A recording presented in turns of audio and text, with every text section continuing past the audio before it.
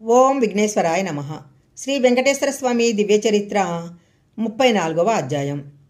విష్ణుమూర్తి శివుడు, కుమారస్వామి, శక్తి వంటి వివిధ రూపాలలో ఎవరిది అన్న ప్రశ్నపై వేర్వేరు సంప్రదాయాలకు చెందిన భక్తులు వివిధ అభిప్రాయాలను ఏర్పరచుకున్నారు.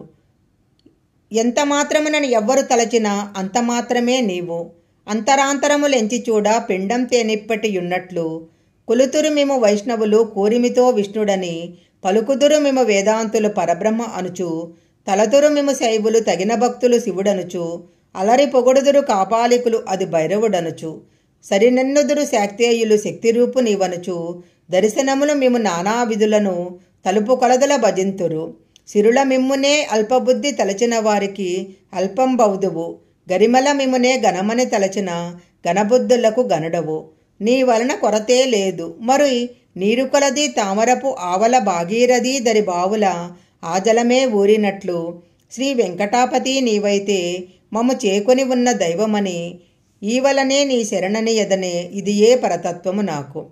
క్రీస్తు శకము 11వ శతాబ్దిలో జరిగిన వాదోపవాదాల్లో వైష్ణవ మైతాచార్యుడు రామానుజాచార్యుల వారు ప్రమాణయుతంగా వాదించి విష్ణువు విగ్రహమేనన్న వాదనను గెలిపించి నేడు అనుసరిస్తున్న వైష్ణవ ఆగమాలను స్థిరపరిచినట్లు సాహిత్య ఆధారాలు చెప్తున్నాయి.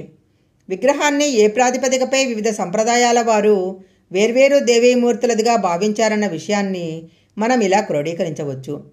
తిరుమలలోని ధ్రువబేరాన్ని శివునిగా కొందరు భావించటానికి ముఖ్య కారణాలు విగ్రహానికి దీర్ఘకేశాలు ఉండటము, ధనుర్మాసంలో నెల రోజుల పాటు బిల్వపత్ర పూజ జరగటము, వీటన్నిటి వలన విగ్రహం భుజాలపై నాగాభరణాలు ఉండటం కూడా ఈ సందేహానికి బలమిచ్చింది.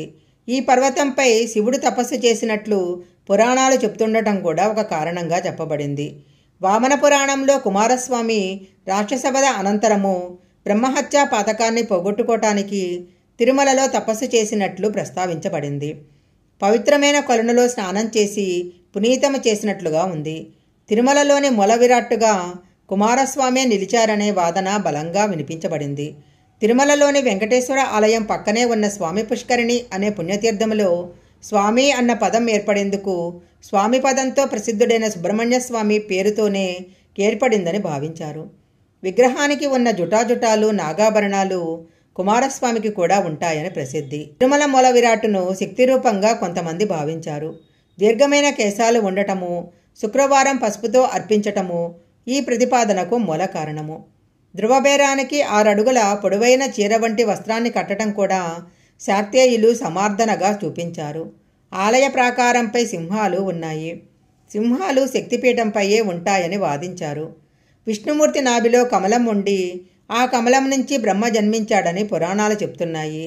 తిరుమల ఆలయంలోని విగ్రహానికి నాభి కమలం లేకపోగా కమలపీఠంపై విగ్రహం ఉండటంతో బ్రహ్మ కూడా కావచ్చని కొందరు, కాలభైరవుని విగ్రహమేమోనని మరికొందరు వాదించారు.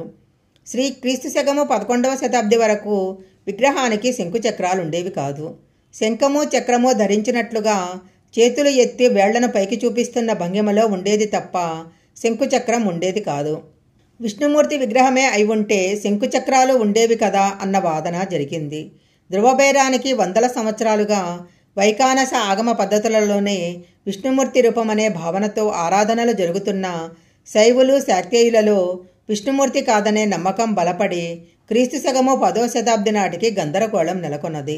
రామానుజాచార్యులు ధ్రువబేరం శివుడు, కార్తికేయుడు, శక్తి వంటి దేవతారూపాలు కాదని నిర్ధారణగా శ్రీ మహావిష్ణువేనని నిరూపించారు.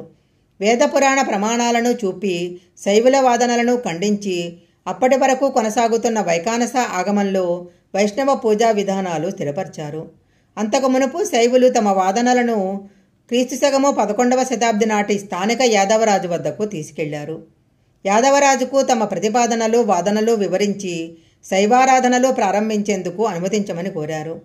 అప్పటికే శైవులు శాక్తేయులు విగ్రహాన్ని ఇతర దేవతా విగ్రహంగా ఆపాదించటమే గాక ఎవరి సంప్రదాయాలను అనుసరించి వారు రకరకాల పూజలు ఆలయ ప్రాంగణంలో నిర్వహించుకోవటము, బలులు ఇవ్వటం లాంటివి యాదవరాజుల కాలానికి తారాస్థాయికి చేరుకున్నాయి. ఆ స్థితిగతుల మధ్య విశిష్టాద్వైత భాష్యకారుడు రామానుజాచార్యులు తిరుమల ప్రాంతానికి చేరుకొని యాదవరాజు ముందు శృతి పురాణాల నుంచి సాక్ష్యాధారాలను చూపించి వాదించారు.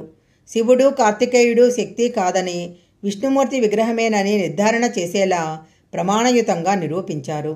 శ్రీ వెంకటేశ్వర స్వామి దివ్య చరిత్ర 34వ అధ్యాయం సంపూర్ణం.